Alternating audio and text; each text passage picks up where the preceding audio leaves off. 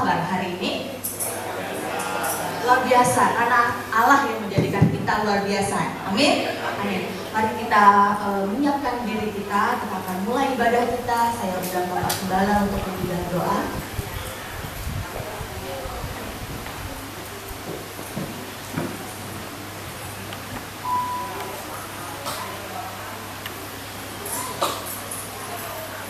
Mari Bapak Ibu kita satu dalam doa. Bapa kami yang di surga, terpujilah, agunglah namamu, kekallah, ajaiblah perkaramu dalam dunia. Bapa kami yang di surga, kami serahkan kebaktian pada minggu pagi hari ini. Begitu banyak sukacita, begitu banyak semangat yang akan kami serahkan padamu. Dan ya Tuhan Yesus kami serahkan Roh Kudus ya Tuhan Yesus untuk memperbarui hidup kami. Roh Kudus memenuhi hidup kami. Roh-roh jahat yang ingin mengambil atau mempengaruhi hidup kami menempin di dalam nama Tuhan Yesus Kristus. Hanya Tuhan Yesus yang ada di hati kami. Biarlah puji-pujian penyembahan kami dan pendengaran firman kami dengar ya Tuhan Yesus. Biar Tuhan yang selalu memberkati kami. Terpujilah namamu dalam nama Tuhan Yesus, Allah yang kekal. Haleluya. Amin. Kita mau siapkan hati kita. Kita datang dengan bersyukur kita pada Tuhan.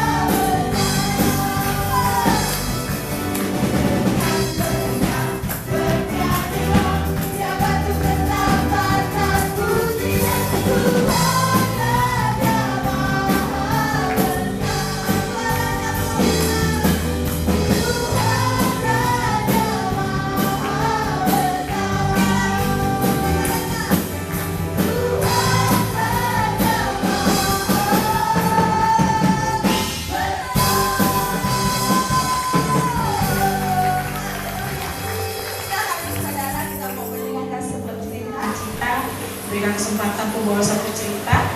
Cerita saya ini berjudul Dari Keluarga Kura-Kura. Ada sebuah keluarga kura-kura yang sedang pergi piknik. Mereka membungkus makanan dan pergi ke tempat yang mereka pilih di belakang bukit yang sangat indah. Ketika mereka sampai, mereka langsung membuka keranjang piknik, dan disitulah mereka sadar bahwa ternyata mereka lupa membawa garam. Duh, makanan tanpa garam mah gak enak banget. Akhirnya mereka mengadakan rapat keluarga untuk memutuskan siapa yang pergi kembali untuk mengambil garam. Setelah banyak diskusi yang cukup panjang, akhirnya kura-kura muda lah yang terpilih dengan alasan si kura-kura muda jalannya lebih cepat. Tapi kura-kura muda itu tidak suka, dia mengajukan keberatan. Gak mau lah, masa saya yang pergi ambil garam? Nanti kalau saya balik, pasti kalau udah makan duluan. Nanti saya gak kebagian, rugi dong. Tapi semua kura-kura di situ meyakinkannya. Percaya deh, kita semua akan nungguin kamu. Pokoknya kita gak akan makan sampai kamu kembali membawa garam itu. Oke? Ditunggu demi ditunggu, si kura-kura ini gak datang. 16 jam berlalu, kura-kura muda itu harusnya membawa garam. Kok gak balik-balik ya? Lama-lama. Nah, karena lama sekali, akhirnya sisa keluarga memutuskan untuk membuka keranjang dan mulai makan cemilan. Ketika mereka sedang membuka keranjang cemilan, si kuda-kuda muda tadi melompat keluar dari semak-semak dan dia berteriak, "Tuh, benar. Saya sudah duga kalian pasti akan mengingkari janji. Kalian pasti akan makan duluan, gak akan menunggu saya sampai kembali. Setelah 16 jam, saya telah bersembunyi di semak-semak ini dan membuktikan dan memastikan bahwa kalian gak akan makan tanpa saya. Sekarang kecurigaan saya benar. Terbukti. Udah, pokoknya saya gak akan pergi mengambil garam." Mendengar cerita ini pasti kita menggeleng-geleng kepala. Bayangkan dia gak kemana-mana. Dia cuma nunggu di situ demi membuktikan bahwa pemikiran negatifnya itu benar. Tapi tahukah kita, kadang beberapa dari kita ya sama seperti kura-kura muda itu. Kura-kura yang penuh dengan kecurigaan, dan akhirnya kita membuang waktu kita sendiri untuk menunggu orang lain memenuhi harapan kita. Lebih parah lagi, kita membuang waktu hanya demi membuktikan sebuah kebenaran tidak melakukan apapun sama sekali. Padahal harusnya ada banyak hal dan benar yang kita lakukan untuk bisa menjadi benar. Jadi, jangan sampai ketidakpastian dan rasa curiga menghentikan kemajuan kita untuk melangkah. Kita semua memiliki tanggung jawab untuk mengambil langkah. Jadi jangan sia-siakan waktu yang ada, lakukan sesuatu dan jadilah berguna. Landasan firman Tuhan yang saya ambil, Filipi 4 ayat 8. Jadi akhirnya saudara-saudara, semua yang benar, semua yang mulia, semua yang adil, semua yang suci, semua yang manis, semua yang sedap didengar, semua yang disebut kebajikan dan patut dipuji, pikirkanlah semuanya itu. Amin.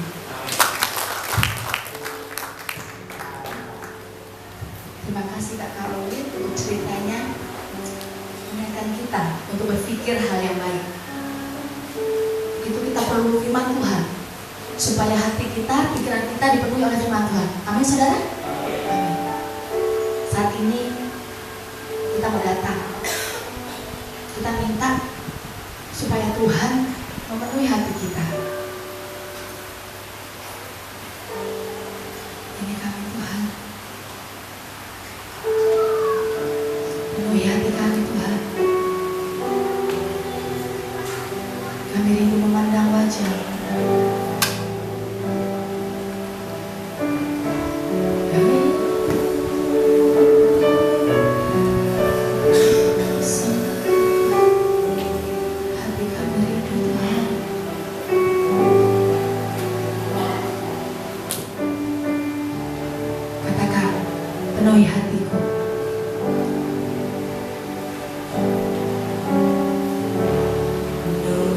hatiku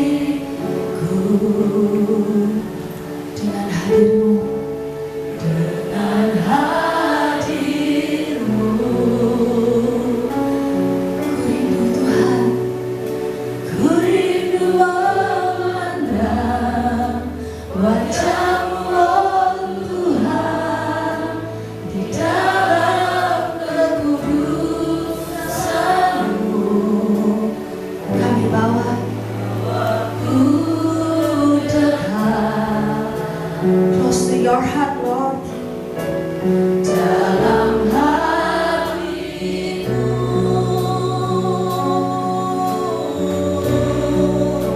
Ku rindu mendengar suara-Mu, oh Tuhan, di tempat kudus-Mu sekarang. Ku rasakan kasih-Mu dan indahnya kekudusan-Mu, penuhi dengan kasih-Mu. Diam di hadirat-Mu,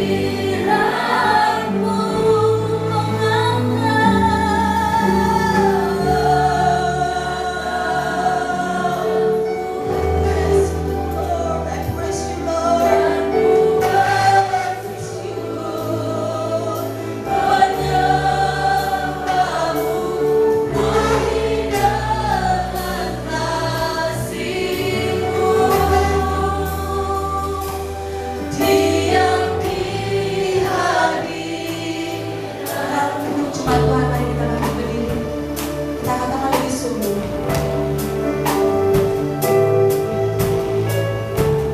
Penuhi hatiku, kami rindu Tuhan, dengan hadir-Mu.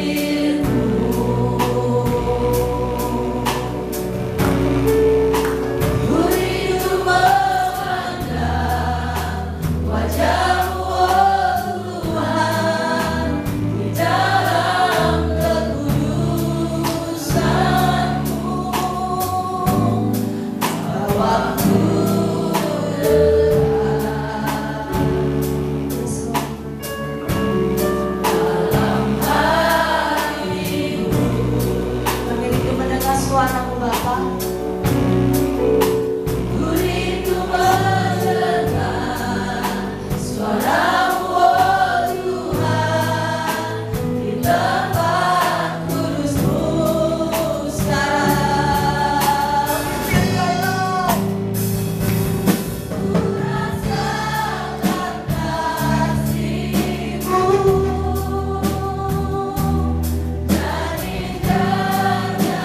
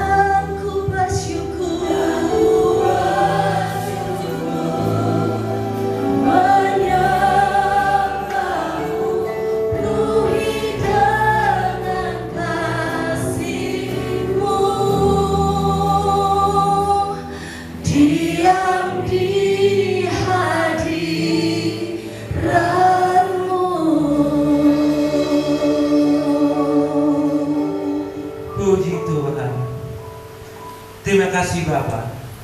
Lihatlah anak-anak-Mu yang sedang tertunduk saat ini Tuhan. Kami sangat bersyukur Tuhan atas penyertaan-Mu di keseharian kami Tuhan. Kami sangat bersyukur Tuhan. Engkau kuatkan, Engkau damaikan hati kami dalam menjelajahi kehidupan yang penuh dengan tantangan itu Tuhan. Kami optimis Tuhan, dengan kehadiran-Mu semuanya akan kami mampu melampauinya Tuhan. Terima kasih juga Tuhan, pada pagi hari ini kembali kami diberikan kesempatan Tuhan untuk bersatu di tempat ini Tuhan, untuk memuji, menyembah-Mu Tuhan. Dan sebentar lagi kami rindu untuk belajar sedikit firman-Mu Tuhan. Berkatilah semua hamba-Mu yang mengambil bagian dalam pelayanan Tuhan. Layakkanlah kami ya Tuhan. Biarlah semua yang kami perbuat ini Tuhan berkenan di hati-Mu Tuhan. Ya Tuhan, izinkan hamba-Mu untuk membawakan beberapa firman-Mu. Biarlah semua yang terucap dari bibir hamba-Mu ini sesuai dengan keinginan-Mu ya Tuhan. Terima kasih Tuhan. Terima kasih. Dalam nama Tuhan Yesus. Amin. Ya. Amin. Shalom semuanya. Apa kabarnya? Amin. Luar biasa. Ya. Yang penting sehat.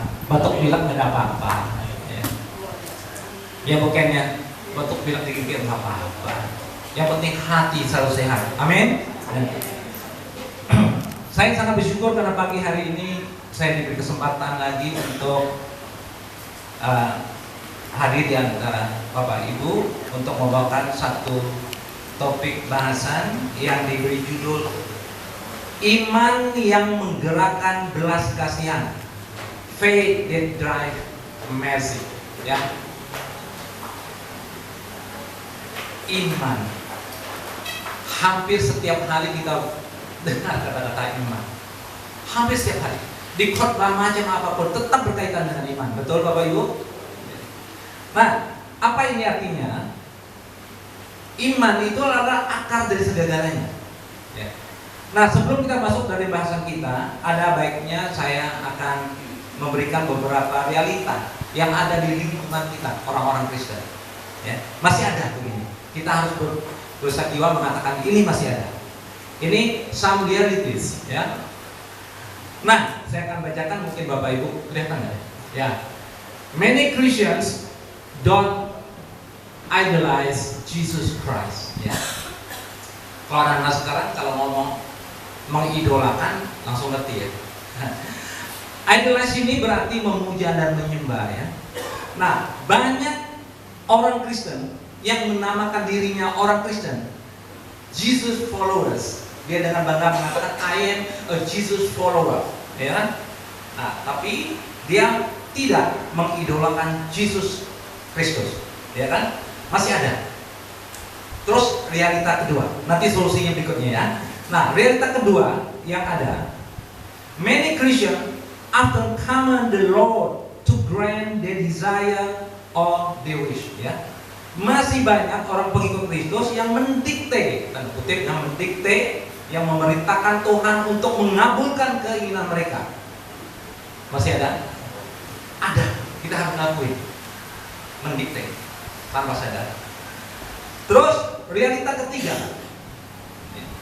many Christians still depend solely on their logic and intelligence. Masih ada. Banyak pengikut Kristus masih bergantung hanya pada logika dan kecerdasan mereka. Ini 3 poin ini menjadi pemicu, trigger, ya, yang masalah yang berkaitan dengan iman, ya. Padahal jelas-jelas Tuhan memberi reminders, peringatan, warning kepada kita. Seperti slide berikutnya, warning please. Ya, slide ketiga, ya. Reminders. Oke. Nah, reminders nomor 1 untuk menjelaskan yang poin nomor 1 tadi. Yang tadi masih banyak orang Kristen tidak mengidolakan Yesus Kristus. Padahal jelas, ya, kita harusnya begini mestinya. Christian have to imitate Jesus Christ behavior. Harus meniru, ya, perilaku jejaknya Yesus. Itulah salah satu tujuan utama dari Yesus untuk turun ke bumi ini. Untuk kita memberi contoh kepada kita, kepada manusia, untuk mengikut setiap langkahnya, kebijakannya, ya. Nah, ini untuk poin satu ini, mari kita baca 1 Petrus 2, ya. 1 Petrus 2, kita buka kamus kita, yang ayat 21. Oh ya, ada sini. Nah, oke. Kita baca bersama. Ini ayat pertama, kita harus bersama-sama baca. Begini bunyi firman Tuhan. Sebab untuk itulah kamu dipanggil, karena Kristus pun telah menderita untuk kamu dan telah meninggalkan teladan bagimu supaya kamu mengikuti jejaknya. Jelas banget, ya. Terus untuk masalah kedua tadi, realita kedua, masih banyak orang Kristen yang memerintahkan Yesus untuk memenuhi keinginan mereka. Padahal jelas di reminders ini yang poin kedua, ya kan?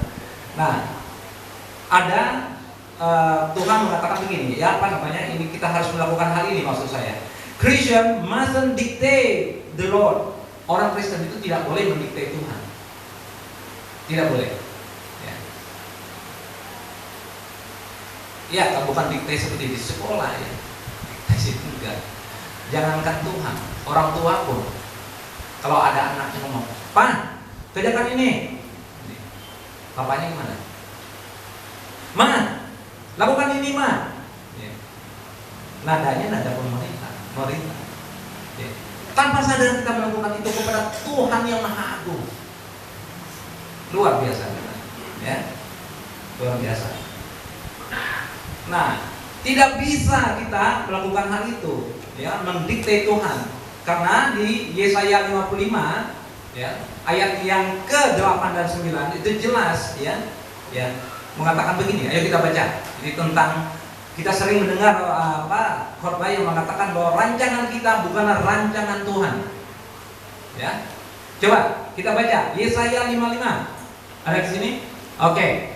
Yesaya 55 kita baca bersama-sama dengan sepenuh hati. Ya.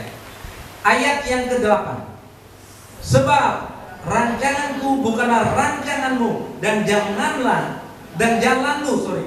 bukanlah jalanku. Demikianlah firman Tuhan. Yang ke-9.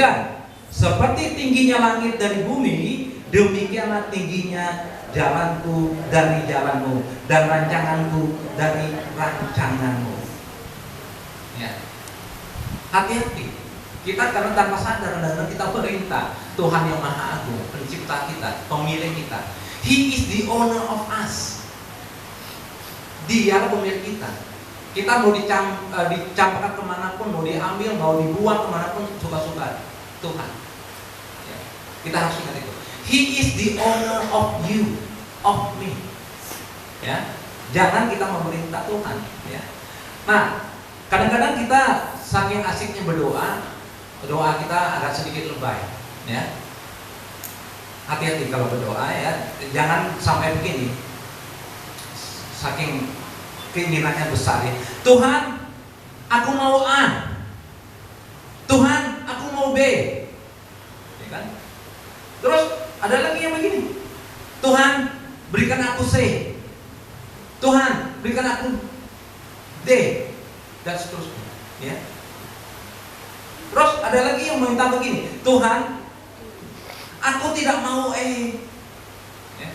Tuhan, aku tidak mau F. Tidak mau. Ya.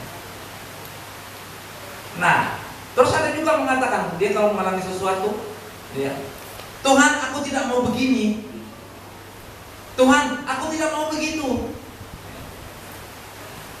Nah, kalau udah terjadi, ada sesuatu terjadi, dia tidak berkenan. Tuhan, kenapa begini? Tuhan, kenapa begitu? Nah, coba bayangkan kalau suatu hari Tuhan itu agak marah, dia mengatakan, "Who the hell are you? Lu siapa emang?"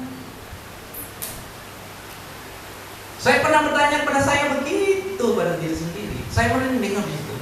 Saya minta maaf. Betul. Saya mengatakan, Tuhan, kenapa begini? Kenapa begitu? Terus tiba-tiba kayak saya disadarkan, emang lu siapa memerintah Tuhan begitu itu? Karena rancangan Tuhan itu bukan rancangan kita. Kita boleh berencana, boleh meminta. Tuhan seneng kok kita meminta. Sebagai anak yang meminta ke bapaknya, mama tolong dong beli roti. Kalau mama ada duit, gitu. Kalau mama mau beli, ya. Kan begitu enak dengannya. Ma, beli roti. Ya. Mamanya bilang nggak ada duit. Bodoh. Yang penting roti, ya kan? Kita sering melakukan hal itu. Kita suka marah ke anak kita begitu, tapi kita sendiri melakukan ke Tuhan yang sama. Ya. Tidak bisa gitu. Who the hell are you? Ya. Tobat, repent please. Tobat, tidak boleh gitu gitu. Tuhan, saya ingin ini Tuhan. Itu pun kalau Tuhan berkenan. Ada perbedaan yang sangat mencolok orang yang suka memerintah Tuhan, mendikte Tuhan. Begini, kalau dia meminta sesuatu tidak terkabulkan, apa reaksinya? Dia akan marah ke Tuhan. Marah Tuhan. Tuhan, kenapa begini? Saya kurang apa? Saya kurang apa? Ya. Kenapa tidak kabul-kabulkan? Kenapa? Ya. Nah, ada yang parah lagi. Wah, nggak benar Tuhan nih. Ya kan? Nggak benar nih.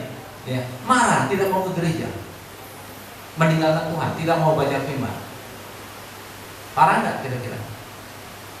Mari kita mulai sadar bahwa kita sering melakukan hal-hal yang sangat menyinggung perasaan Tuhan. Ada amin?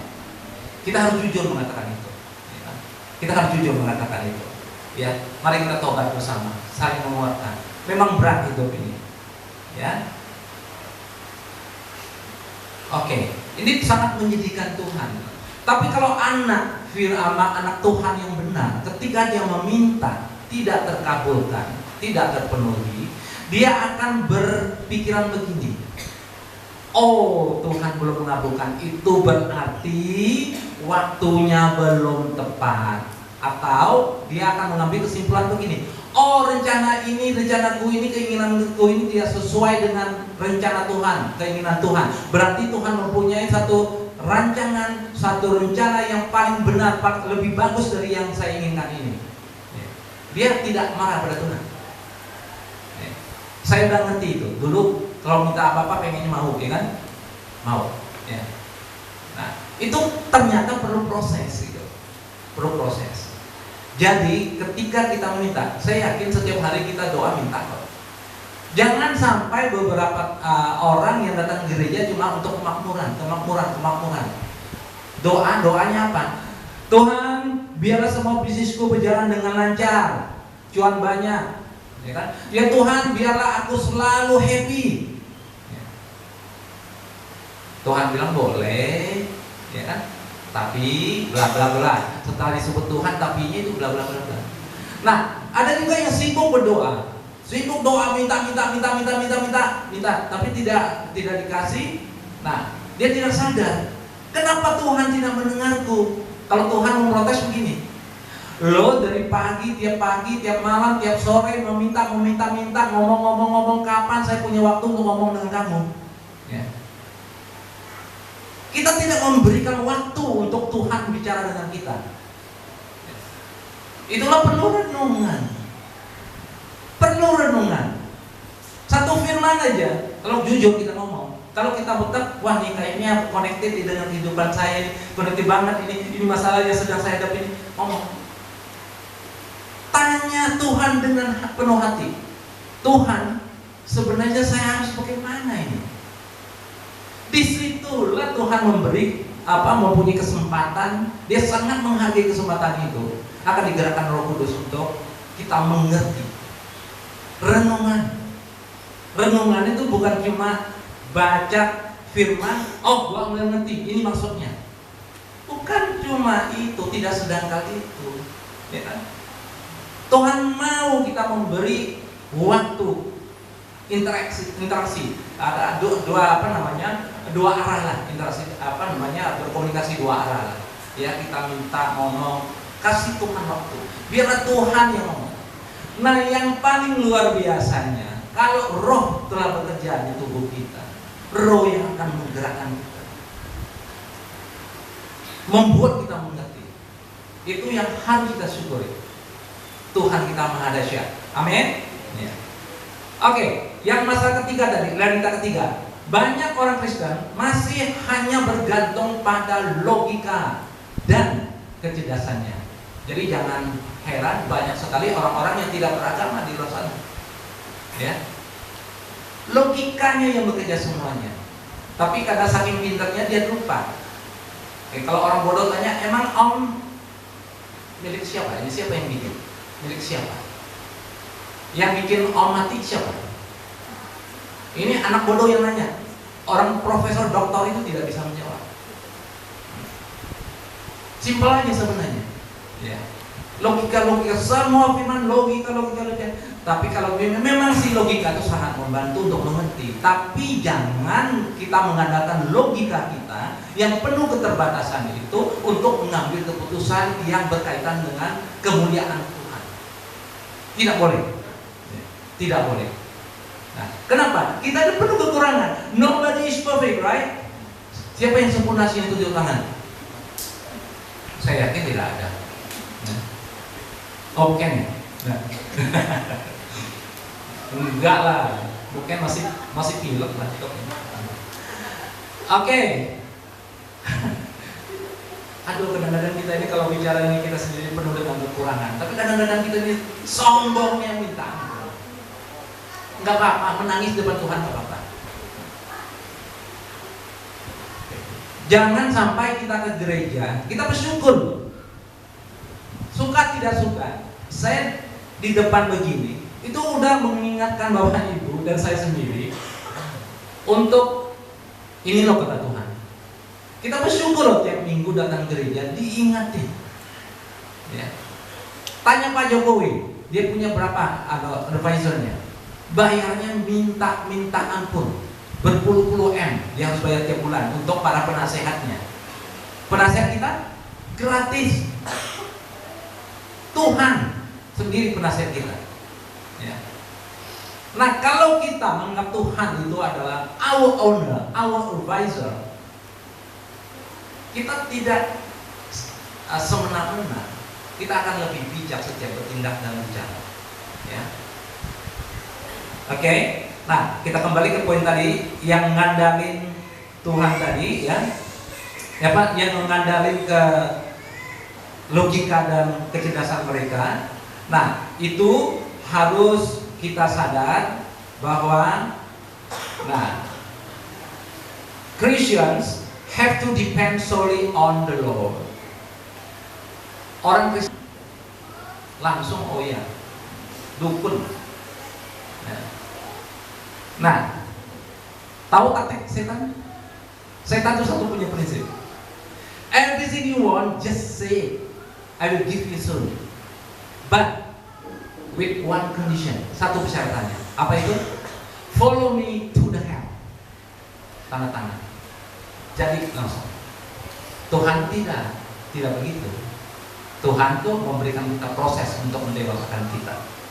Nah, pengikut Kristus harus hanya menggerakkan Tuhan. Yeremia 17 ayat yang ke-7. Ya. Ayo, Yeremia, kita baca. Diberkatilah orang yang mengandalkan Tuhan, yang menaruh harapannya pada Tuhan. Terus Amsal 3 ayat 5 sampai 6 kita baca. Percayalah kepada Tuhan dengan segenap hatimu dan jangan bersandar kepada pengertianmu sendiri. Yang keenam, akuilah Dia dalam segala lakumu, maka Ia akan meluruskan jalan. Saya ulangi, percayalah kepada Tuhan dengan segenap hatimu. Segenap hatimu, bukan separuh, bukan 34, bukan setengah, bukan 20%, 30%. No, segenap. Itu yang dirindukan Tuhan. Kalau kita udah bisa totally love Him, itu yang lain udah mulai melunak. Benar? Ya, benar banget. Totality ini jadi masalah buat kita. Kenapa? Masa sih? Oh, saya tahu kok Tuhan cintai saya. Begitu doa, Tuhan saya pasti sembuh bla bla. Tapi habis itu masa sih? Dapat diskon 30% itu bukan 100%, 70%. Tuhan udah kecewa. Ya. Nah, ketika 100% kita menaruh harapan pada Tuhan, disitulah tangan Tuhan akan turun. Ya, di situ, ya. Oke. Nah, kita harus sepakat mengandalkan Tuhan sepenuh hati. Amin. Amin. Ya. Nah, Bapak Ibu, saya berani mengatakan begini. Beriman pada Tuhan Yesus itu tidak ada yang sia-sia. Sekecil apapun, tidak ada yang sia-sia. Sekarang belum nampak manfaatnya, besok lusa pasti ada. Harus yakin itu. Yakin ya. Nah, ini tentang keimanan. Kita mulai masuk dikit ya. Di Roma 10 saya akan bacakan untuk Bapak Ibu. Roma 10 ayat ke-17, Rasul Paulus mengatakan bahwa iman itu muncul dari pendengaran dan pendengaran oleh firman Kristus. Jadi, iman kita kepada Tuhan Yesus itu muncul dari pendengaran kita akan firman-firmannya. Firman-firmannya. Baik itu lewat khotbah seperti begini, ya kan, baik dari media macam-macam, mau YouTube, mau internet, apapun itu. Sekarang enak sekali ya. Dulu kita pertama kali saya punya dalam masa pelajaran itu, kakak saya kasih satu Alkitab. Tapi saya cuma ini Alkitab, oke. Saya tidak menolaknya. Waktu itu saya belum kenal Yesus kan. Nah, ada teman juga kasih satu. Siapa yang paling buka-buka untuk lihat-lihat sebentar? Oh, ya, kitab suci. Kitab sucinya lain pun saya baca. Nah, tapi suatu ketika saya di Cimone, khusus saya di Cimone dulu di Harmoni, Plaza Harmoni. Saya lagi santai waktu itu istirahat, ya kan? Nah, ada satu misionaris perempuan, inci-inci itu umur sekitar 40-an. Dia datang, ya, Pak, boleh nunggu sebentar? Oh, nggak apa-apa. Kita kan dulu bekas-bekas salesman duduk tahu ngerti menghargai orang. Saya kasih minum duduk. Ini ada hadiah buat Bapak. Dikasihlah satu Alkitab tebal. Satu. Wah, saya terima kasih. Bapak tahu, setelah saya dibaptis ini, saya mencari dia kemana-mana, ke Cimone kemana-mana. Setelah dibaptis ini, saya ingat dia. Saya cari sampai itu sapamnya di tempat itu. Dia pernah ngomong tinggalnya dari jauh dari situ. Cari sampai sekarang nggak dapat. Ya mudah-mudahan beliau masih hidup. Kenapa? Dari Alkitab itulah saya baca lebih banyak. Jadi ada comparison. Itu proses Bapak Ibu. Proses ya. Nah, saya kembali katakan, kita pendengaranlah yang membuat kita beriman. Coba bayangin kita tidak pernah mendengar firman Tuhan. Iman dari mana? Ya. Jadi, jangan anggap enteng kita ke gereja, ya. Dan hargailah kesaksian orang, apalagi berkaitan dengan Tuhan. Dari kesaksian kadang-kadang kita kayak ditusuk hati, kok kena banget, waduh, gitu. Nah itu, ya luar biasa, ya Tuhan bekerja. Nah bisa juga lewat penginjil seperti yang tadi saya sebutkan, ya. Ada sih yang negatif juga kita tidak terima karena akhirnya nggak benar, ya kita tolak ya. Ada lewat ayat firman Tuhan yang kita baca hari per hari di rumah, ya kan? Cuma pantau. Tadi pagi jam berapa baca? Ya. Kenapa kita mau bangun terus kita baca itu? Bukan cuma iseng, tidak. Ada kedamaian waktu kita bangun, ya kan? Ada kedamaian. Disitulah waktu kita dikasih Tuhan. Ketika kita tidak punya beban duniawi, waktu pagi-pagi itu prioritaskan kepada Tuhan. Itu harus rutin. Dari satu firman ayat aja kadang-kadang mau menampar kita, kena banget kita. Ya. Waduh, Tuhan mengingatkan saya. Thank you Lord. Kayak gitu ya. Nah, Bapak Ibu, mari kita baca sedikit ya dari firman ya. Semakin sering kita membaca firman, Bapak Ibu, semakin bertumbuh iman kita. Semakin yakin kita akan eksistensi Tuhan. Semakin yakin kita akan otoritasnya. Semakin yakin kita akan janji-janji Tuhan, janji-janjinya. Ya. Terus setelah itu akan muncul yang namanya kepatuhan. Kita udah punya iman, kita yakin janji Tuhan, ajaran Tuhan, otoritasnya, asistensinya, kita akan muncul satu yang namanya kepatuhan terhadap Tuhan. Kita mulai patuh, ya. Akan muncul yang namanya kerinduan untuk selalu dekat dengan Tuhan. Bapak Ibu jangan anggap enteng waktu baca firman Tuhan, memuji Tuhan. Apalagi sendirian, waktu sendiri menyendiri baca itu. Di situ kita merasa, ya. Nah, kadang-kadang saya memohon ke Tuhan begini, Tuhan Yesus, saya pengen sentuhan tanganmu, saya ingin merasakan itu. Bapak Ibu pernah minta begitu? Nah,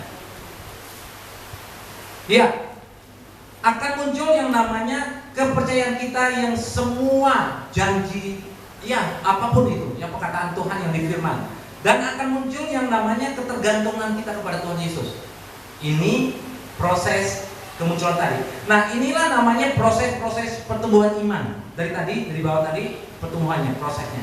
Nah, setelah itu baru tahapan proses ini akan mendorong terbentuknya namanya pengharapan, hope, ya, pengharapan nongol, ya. Nah, Bapak Ibu, tahu kenapa orang bunuh diri? Satu alasannya, they are hopeless, tidak punya harapan lagi, pengharapan lagi. Oh, udah kayak gini kok, nggak ada gunanya lagi. Nah, anak Tuhan yang penuh dengan pengharapan, dia selalu semangat menjelajahi melewati proses kehidupan ini, ya. Oke. Nah, kita mulai dengan hope sekarang. Iman tadi udah bertumbuh dengan benar. Pengharapan akan apa? Pengharapan kita akan menjadi layak di mata Tuhan. Pernah tanya pada Tuhan, Tuhan, ya, apakah hambamu ini udah layak di matamu?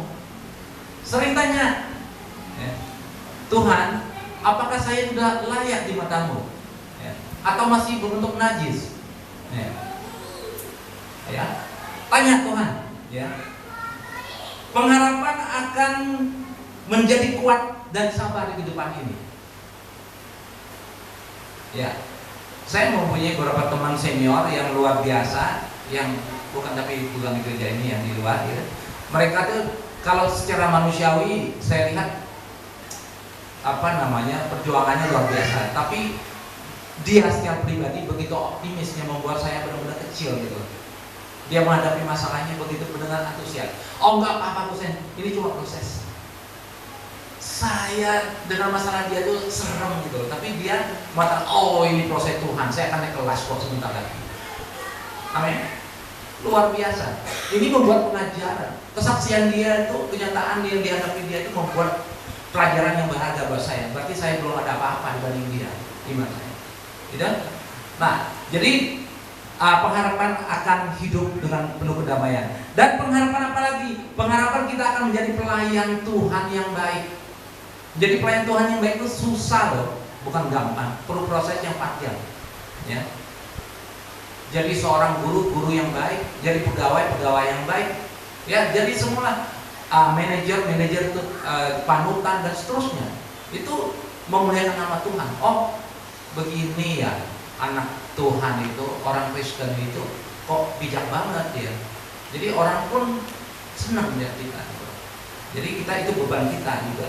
Nah, pengharapan apa lagi? Pengharapan kita akan beroleh kehidupan kekal bersama Bapa kita di surga. Nah, kalau kita udah sampai poin ini, kita yang lain itu udah kecil. Ya. Beberapa hari yang lalu heboh lagi, ada seorang ibu, padahal ini kejadian udah lama, seorang ibu rumah tangga Amerika, ya, yang dipakai Tuhan Yesus 40 hari dibawa ke sana. Tuhan Yesus satu pesan membuat dia, sebarkan semua berita ini yang kau lihat ke seluruh dunia. Waktu itu tahun 93,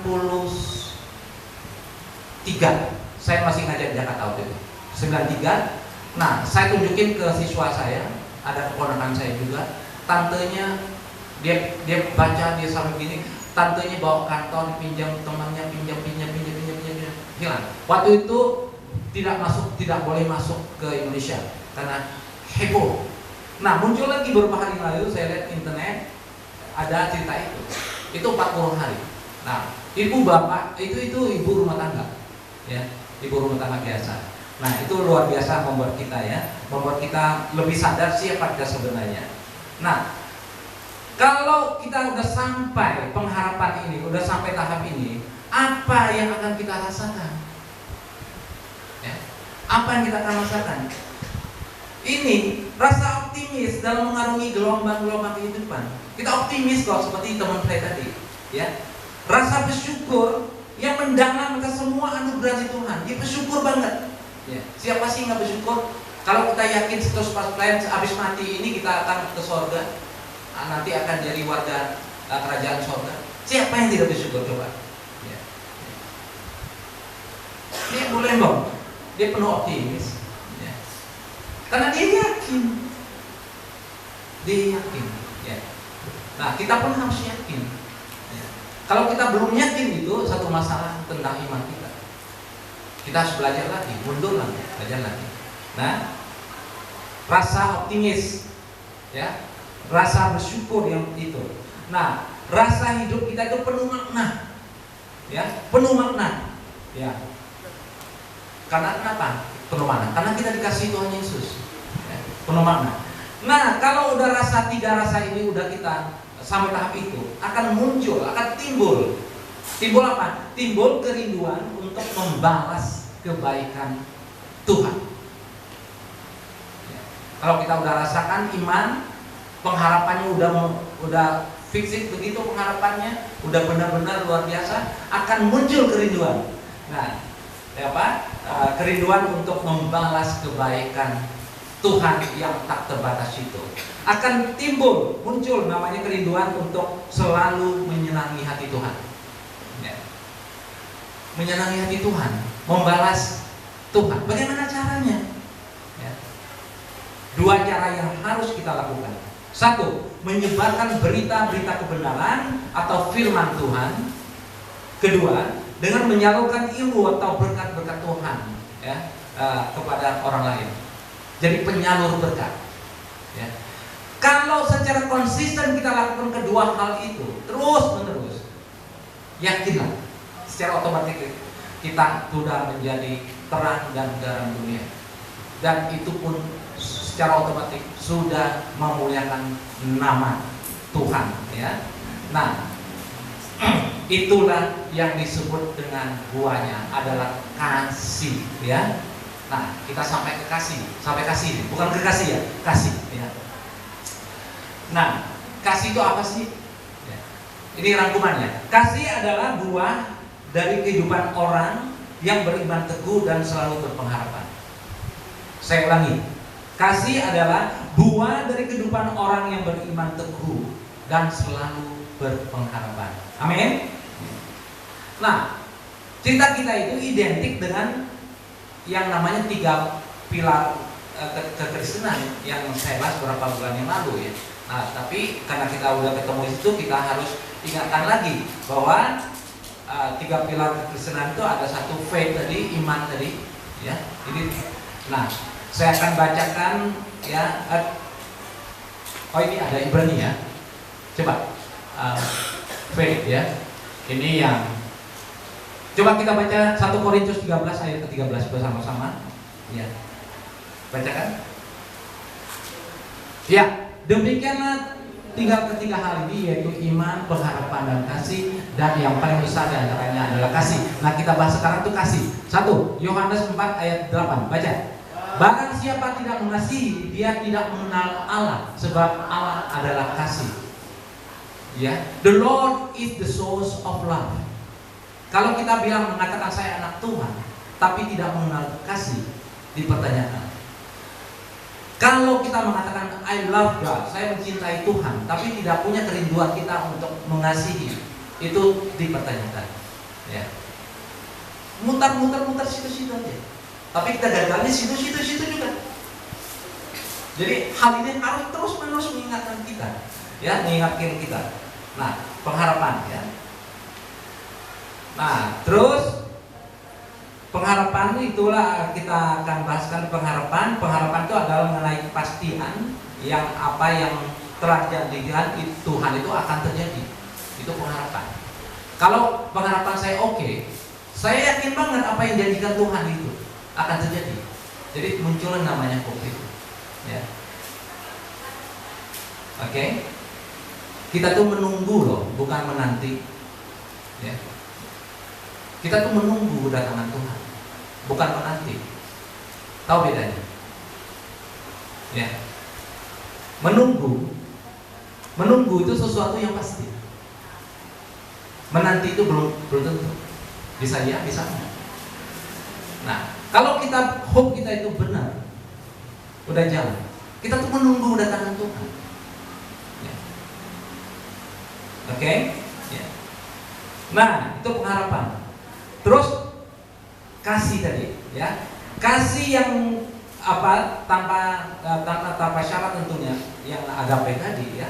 Nah, saya akan bacakan ke Bapak Ibu sekali lagi 1 Korintus 13 ayat ke-13, ya.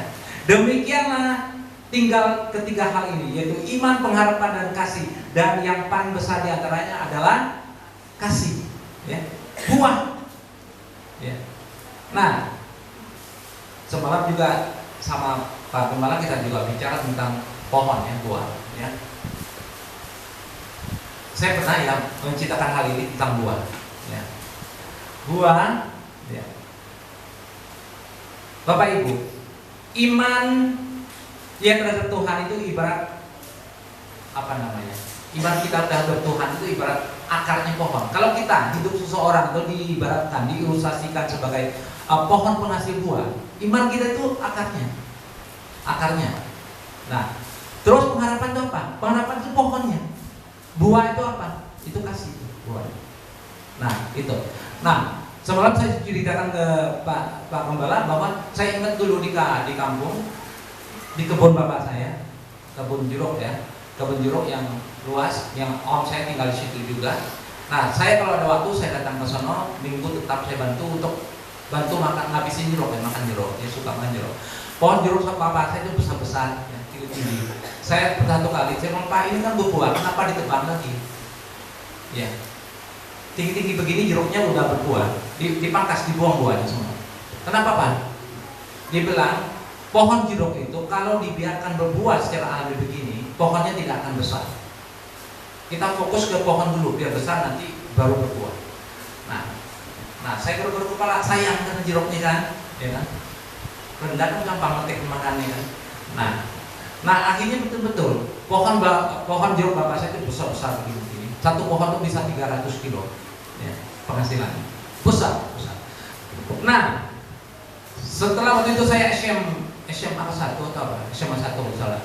Saya lihat kok satu ini kok kecut bawaan, apa rasanya? Enggak manis.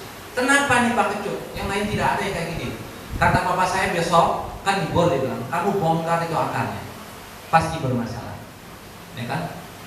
Ya, besoknya pas libur memang saya bongkar, karena di pohon itu ditutup dengan pohon-pohon yang kecil, ya kan, supaya buah jatuh tidak rusak. Buah yang udah matang itu jatuh, ya kan? Nah, itu dulu satu harga jeruk itu yang paling mahal 150 rupiah 1 kilo. 150 rupiah 1 kilo. Saya ingat banget itu, karena saya suka tanganin menjual pada agennya. Nah, itu saya bongkar. Saya penasaran kan, bongkar ternyata bermasalah di akarnya. Akarnya penuh dengan apa namanya, kayak lumut, penuh kayak ada itunya, nggak benar ya, jamur. Saya bersihkan semua itu sampai amplas, saya bersihkan semua apa yang nggak benar, saya potong. Dan kata bapak saya, buang buahnya juga. Jadi saya buang semua. Sekian bulan baru izinkan dia berbuah. Dan betul. Nah, setelah itu buahnya baru membaik dan tidak kecut lagi. Nah, sama dengan kita, kehidupan kita, ya.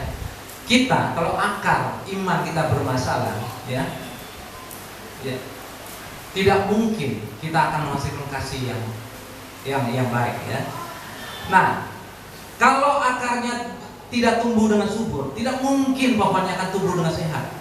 Dan kalau pohonnya tidak sehat, tidak akan mungkin berbuah baik, ya. Tidak mungkin berbuah yang baik, berbuah yang menyehatkan, yang menyegarkan, yang enak, enggak mungkin, ya, enggak mungkin. Nah, kita ingat dong cerita tentang apa? Kristus ya. Cerita Kristus tahu sendiri kemarin ya, kemarin juga saya baca firman Tuhan, ketemu ayat ini, mungkin udah kehendak Tuhan ya. Nah, pohon ara, tentang pohon ara. Tahu dong, pohon ara? Pohon ara itu apa? Ya, pohon ara ternyata bukan cuma orang Yunani ya yang disebut sukon ya. Orang Yunani aja suka. Tidak, ternyata orang Hindu juga suka. Orang Hindu menyebutnya pohon dunia. Saya tidak tahu persis apa alasannya. Mungkin karena pohon ara itu memang disukai sedunia orang. Itu orang Hindu. Orang Buddha menyebutnya pohon suci. Kenapa? Karena Siddhartha Buddha Gautama sendiri mengalaminya secara pribadi. Siddhartha Gautama pernah satu statementnya mengatakan, ketika dia bermasalah dia akan duduk di pohon ara.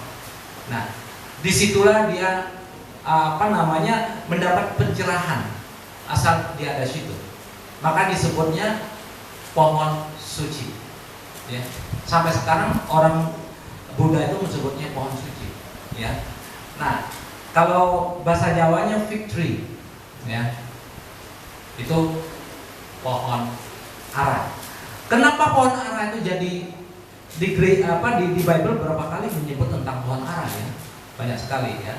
Nah, ternyata pohon ara itu baik sekali buat kesehatan, ya.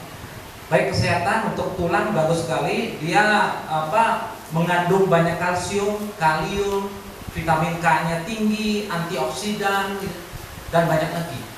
Dan gampang diolah. Buahnya dikeprek aja, dijemur, nanti bisa jadi roti bakar atau apa. Jadi kalau orang dulu berpergian itu membawa banyak buah ara ini sebagai bekal.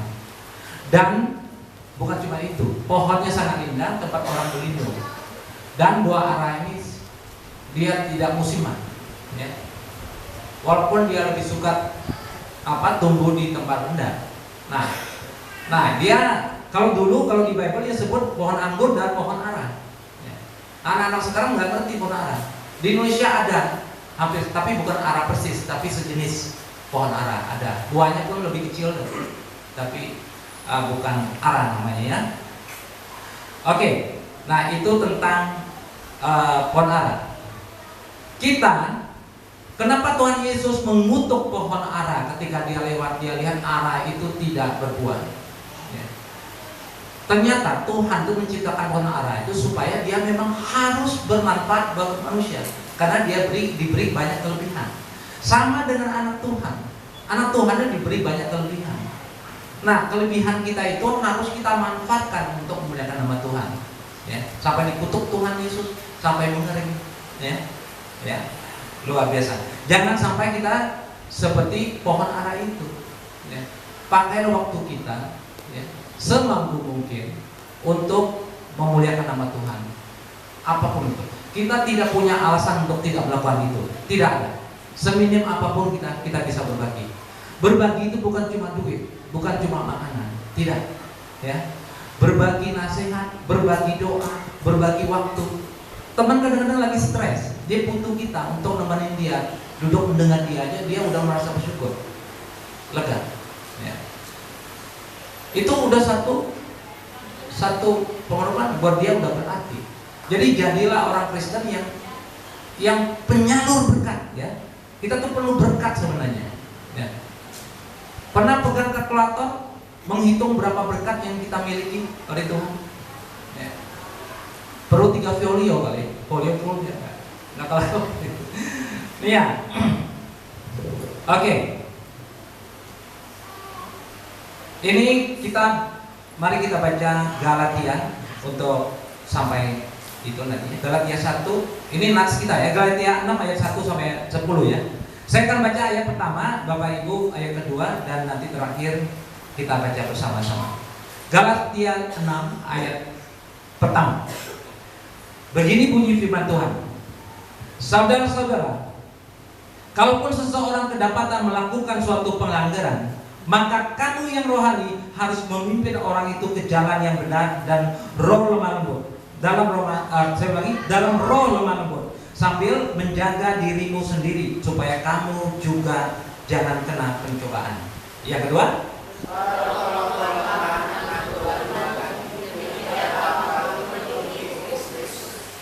sebab kalau seorang menyangka bahwa ia berarti, padahal ia sama sekali tidak berarti, ia menipu dirinya sendiri.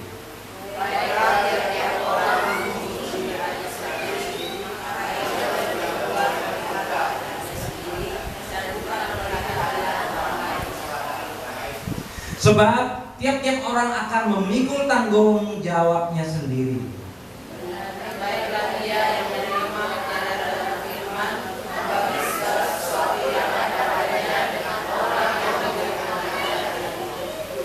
Jangan sesat. Allah tidak membiarkan dirinya dipermainkan.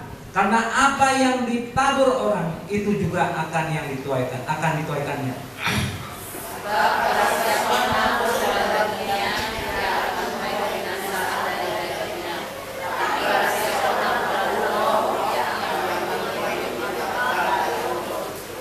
Janganlah kita jemu-jemu berbuat baik, karena apabila sudah datang waktunya kita akan menuai. Jika kita tidak menjadi lemah, karena itu selama masih ada kesempatan,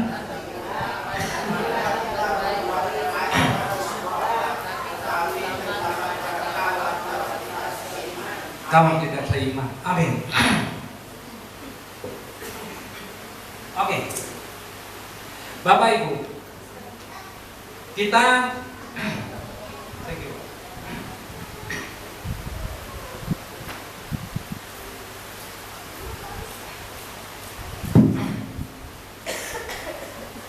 Ya, bicara iman. Iman itu iman yang bagaimana sih yang kita butuhkan? Ya. Iman yang menggerakkan belas kasihan. Itu seperti judul tadi ya.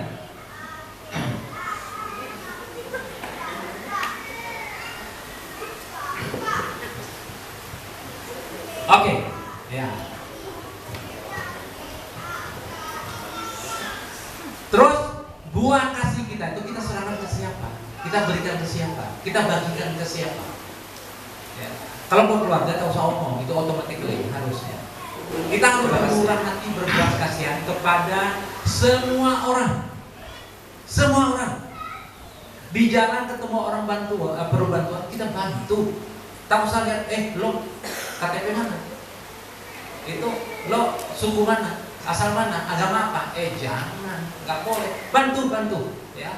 Terus semua orang tanpa melihat siapa dia, suku apa, ras apa, agama apa, jangan, ya, jangan, ya.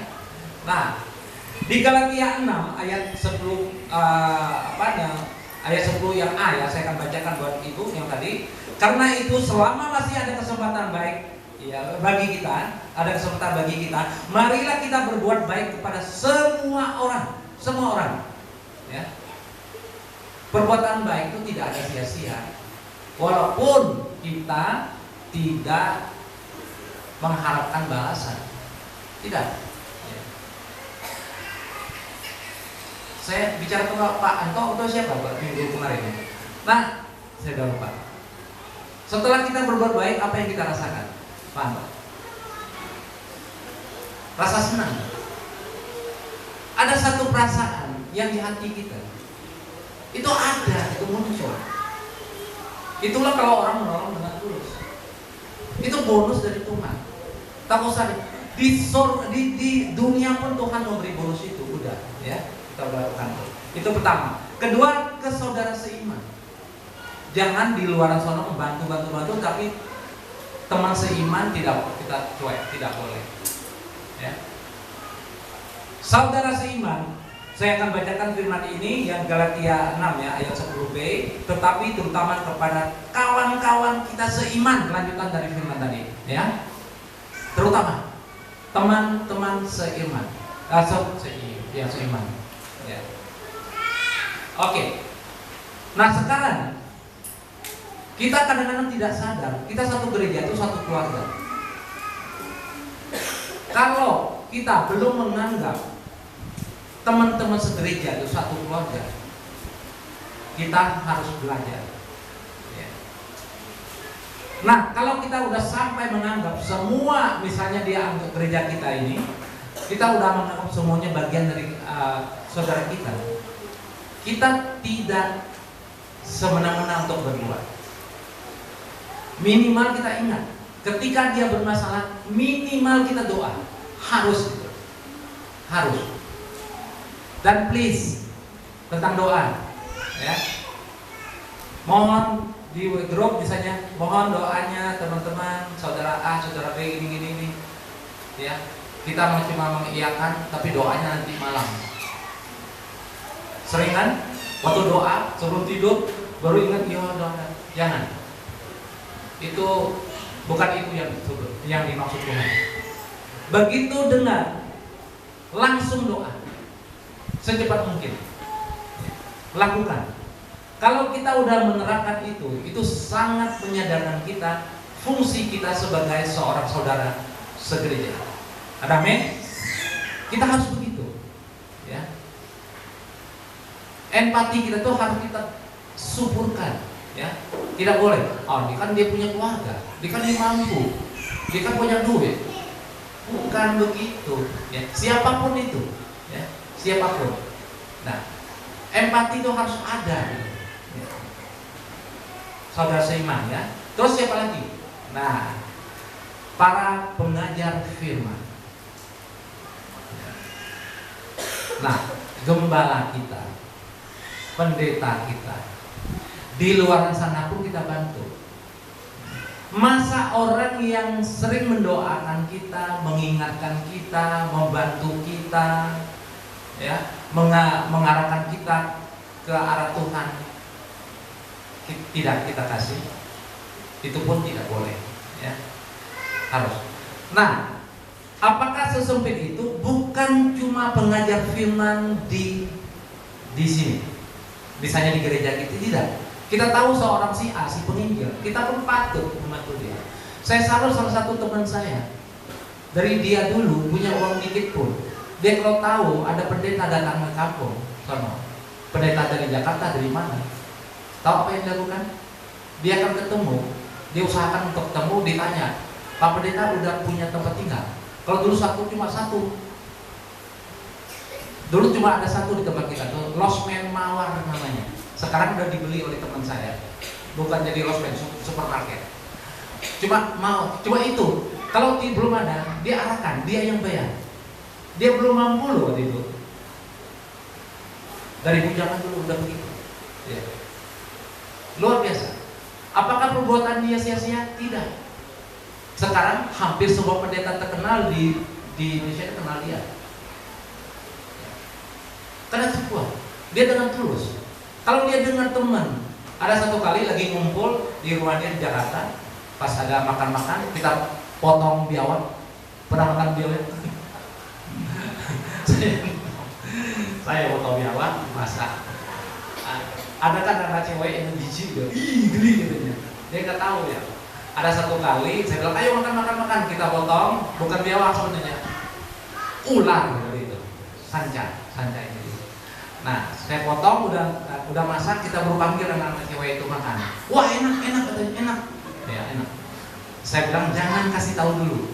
Nanti mereka udah makan, udah nambah berapa mangkok gitu, baru kepalanya kita keluarin. Gitu. Begitu makan di rumah dia tadi. Ya. Begitu makan, ada teman pergi dapur ambil plastik kepala ular itu kita potong dulu. Nah, ini taruh tadi. Apa itu? Buka mereka barang-barang begitu lihat ular, lidahnya gede. Teriak ke mereka. Jadi yang kita makan, ya itu saya bilang. Nah, tapi lucu juga sih. Nah, kembali ke dia, ada satu teman, dia tuh bermasalah dengan keuangan. Dia udah lama, dia bukan teman baik, tapi dikenal juga. Nah, kamu kerja apa sekarang? Ditanya. Oh, saya jual korma. Waktu itu mau menjelang lebaran ya. Korma kualitas A. Wah, kebetulan katanya. Kebetulan. Nah, apa kok? Dia, kamu bisa sediakan 50 bungkus besok. Hah? 50 bungkus? Banyak amat. Satu bungkus mahal. Itu kormanya terenak yang pernah saya makan. Bagus sekali. Nah, dia sediakan 50 bungkus besok sini ya. Nah, berapa aja ini? Langsung dibayar waktu itu. Nah, tahu setelah datang besoknya numpuk, dia bilang saya, tolong cari teman-teman bagi-bagi ini siapa yang mau. Tadi dia bohong ke teman itu bahwa ada yang kebetulan, padahal dia nggak mau. Dia membeli itu supaya teman tadi yang bermasalah dalam uang itu bisa ada perputaran uang. Itu maksudnya. Nah, saya belajar banyak dengan dia. Dia bukan cuma jadi firman. Dia semua satu prinsip. Satu prinsip dia yang saya pegang-pegang ini juga. Apa prinsipnya? Kalau Roh Kudus sudah menyatu dengan kita, tak ada satupun yang bisa mengalahkan kita. Amen. Nah, luar biasa ya. Nah, ini untuk closing. Jadi untuk pengajar firman, kita harus baca firman ini supaya kita mengerti bahwa jangan sampai pengajar firman, ya, para misionaris segala macam kita anggap enteng aja, enggak, ya. Oke, kita baca ini ayat firman yang terakhir tiga. Coba kita baca Galatia 6 ayat 6. Kita baca, ya. Ada 2 lagi deh. Nah, begini bunyi firman Tuhan, ya. Galatia 6 ayat 6 kita baca bersama-sama. Dan baiklah dia yang menerima pengajaran dalam firman, membagi segala sesuatu yang ada padanya dengan orang yang memberikan pengajaran itu, ya kan? Terus 1 Korintus 9 ayat 14. Kita baca. Langsung ada ya. Oke, baca. Demikian pula Tuhan telah menetapkan bahwa mereka yang memberikan Injil harus hidup dari pemberitaan Injil itu, ya. Oke, sebagai penutup saya akan memberikan satu video singkat yang untuk menutup tentang iman ini, ya. Kita saksikan, ya. Nah, saya akan mengatakan begini. Nah, Bapak Ibu, Tuhan tidak akan pernah merencanakan yang jelek buat kita. Kita harus yakin itu. Tetapi semua masalah yang Tuhan izinkan terjadi itu ada tujuannya, ya. Untuk apa? Agar kita mengerti seberapa murninya hati kita mengasihi Tuhan. Agar kita mengerti berapa dalamnya iman kita kepada Tuhan. Itu aja sebenarnya. Oke. Video silakan. Singkat sekali, mungkin Bapak Ibu udah pernah baca. Iya, ini sangat singkat.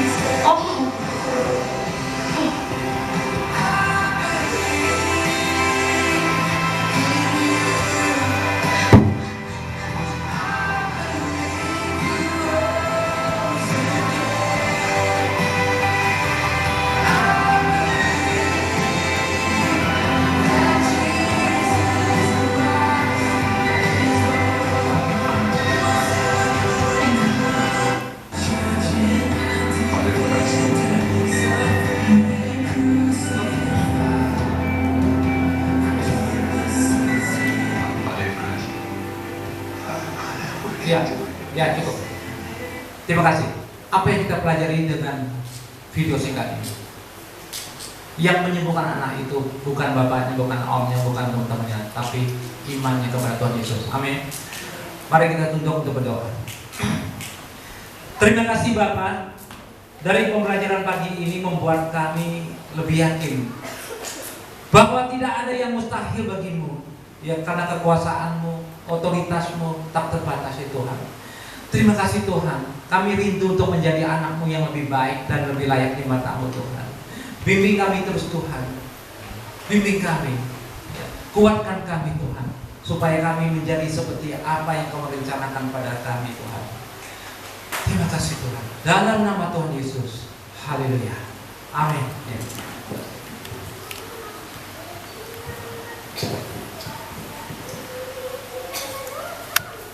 Terima kasih untuk hambanya Pak Husen atas pembagian firman hari ini. Kiranya semua cita-cita Bapak, harapan Bapak, pekerjaan Bapak, kehidupan Bapak diberkati Tuhan berlimpah. Rahasia firman Tuhan semakin dibukakan pada Bapak untuk dibagikan kembali ke jemaat Tuhan. Terima kasih. Sebentar kita akan mempersiapkan persembahan kita, Bapak Ibu. Persembahan kali ini ada 2 amplop seperti yang sebelumnya. Amplop pertama adalah untuk operasional gereja, dan amplop kedua akan kita persembahkan untuk ibadah Natal dan Tahun Baru. Sebelum kita datang ke depan memberikan persembahan, saya akan pimpin dalam berdoa.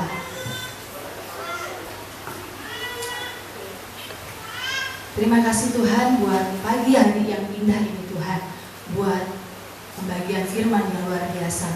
Kalau sebentar kami datang, kami rindu Tuhan membawa persembahan kami, apa yang telah Engkau berikan Tuhan, kami rindu membawa kembali ke dalam rumah-Mu, untuk pekerjaan-Mu di tempat ini ya Bapa. Kami juga menyerahkan Tuhan persembahan kami untuk ibadah Natal dan Tahun Baru Tuhan.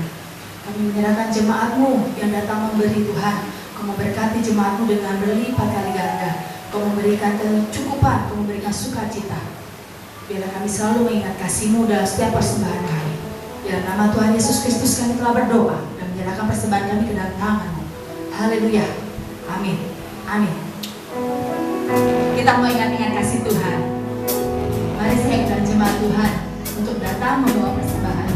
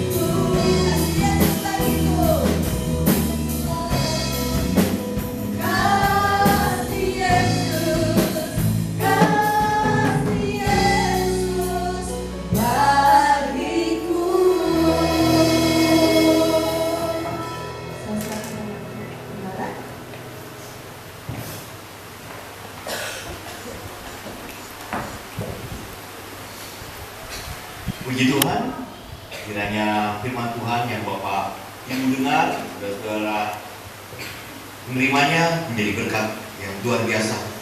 Katanya yang penting kasih karena kasih besar. Ya, kasih itu besar karena dia di bagian terluar yang dirasakan sesama kita manusia. Iman kita yang tahu, pengharapan kita yang tahu, tapi kasih harus terlihat. Puji Tuhan, terima kasih Pak Husen. Begitu banyak kesaksian yang bisa kita dengar dan kami yakin percaya. Begitu banyak juga firman Tuhan yang nyantol dalam pikiran kita ya, untuk kita aplikasikan dalam kehidupan kita masing-masing. Baik, saya akan memberikan beberapa pengumuman. Yang pengumuman pertama, hari Selasa kita akan adakan kebaktian lansia. Puji Tuhan, luar biasa, setia dan taat dan selalu penuh semangat. Yang kedua, hari Kamis ada kebaktian kelompok 1 di Tuhan yang dikoordinir oleh Bapak Benget Stokul. Ya, Tuhan memberkati terus. Ke hari Sabtu ada pelajaran Alkitab jam 4 sore sampai selesai ya. Ya, sampai kawan sampai bosan ya, sampai full ya, sampai kadang-kadang jam 4 sampai jam 6 ya. Jam 4 sampai jam 6, setelah itu saya ada pertemuan lagi. Selanjutnya setelah hari Sabtu jam 6 itu ada kebaktian komsel di baik kelompok 2 dan kelompok 3. Dan juga ada komsel di tempat ini jam 6.30, komsel remaja pemuda. Puji Tuhan, kemarin ada pekerja baru, ya, pelayan baru yang ingin mengambil bagian pelayanan di kelompok 4 ya. Nah, Bapak Ibu boleh tahu, saya ingin mengumumkan kelompok 4 ini kebanyakan wanita semua, gadis-gadis, ini cakep-cakep dan cantik luar biasa. Ya, sudah bekerja lagi, ini dahsyatnya. Udah mateng dan ini mateng-mateng di tempat ya. Nah, mereka butuh pelayan Tuhan yang ingin dekat sama Tuhan supaya tidak salah jalan dalam mencari jodoh, mencari pasangan hidup ya. Karena ini udah mapan nih tempat-tempat yang mantap nih ya. Nah, kami punya stok bagus-bagus ya. Terus terang, saya nggak mau para wanita, gadis-gadis di sini yang sudah nikah terus waduh kacau-kacau, saya nggak mau. Saya mau dia yang terbaik, dipimpin oleh pelayan Tuhan yang terbaik, dan jadi berkat bagi rumah tangganya nanti. Itu ya, ini saya, hati saya. Ya, jadi saya benar-benar sungguh-sungguh dan puji Tuhan. Pelayan Tuhan Ibu Ingrid mengambil bagian untuk melayani kelompok 4. Ya, berkat. Karena begitu banyak anak-anak gadis di sini yang sudah nikah muda, nggak tahu yang tadinya pelayan, single apa semua gitu, sudah nikah hilang. Kenapa? Suaminya begitu sayang sehingga istrinya nggak boleh ngapa-ngapain. Sayang banget itu suaminya, nggak boleh kok pelayanan, udah di rumah aja, nggak boleh kok ke gereja, urusin aku aja, saking sayangnya suaminya. Saya sih nggak salahin suaminya, ya. Saya ini istrinya, kenapa lu pilih dia? Harus ya. Saya nggak mau, ya saya mau nanti itu yang ini, makanya saya semangat sekali.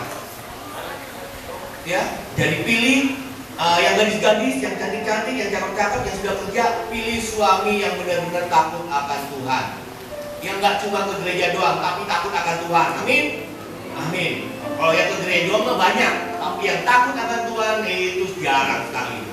Ya, puji Tuhan. Pak Joni senyum nih, bilang nih, Tuhan takut akan Tuhan, ngantuk Pak Joni ya. Luar biasa.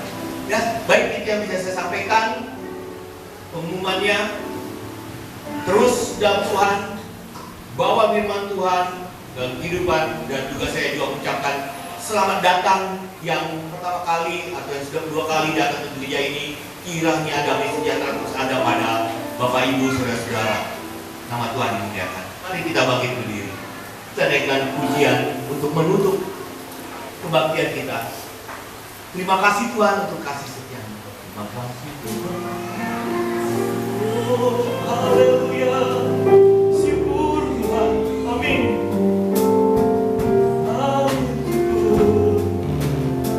Mari kita naikkan. Terima kasih Tuhan untuk kasih setia-Mu yang Ku alami dalam hidupku.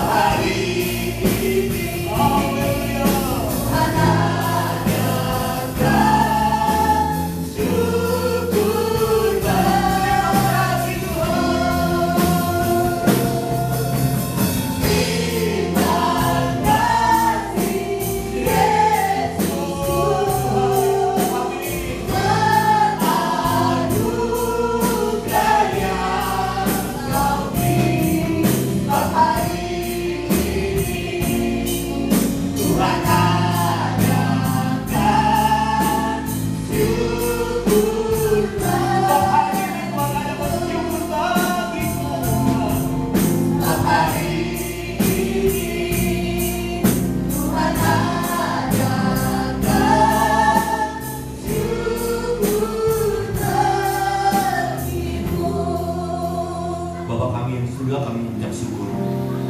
Bagi kami yang berumah tangga, kami mengucap syukur, kami mempunyai anak-anak yang luar biasa. Kami mempunyai orang tua yang luar biasa. Bapak kami yang di surga, kami mengucap syukur ada suami yang menyertai dalam hidup ini. Kami mengucap syukur. Kami mengucap syukur atas istri yang ada pada kami. Kami mengucap syukur.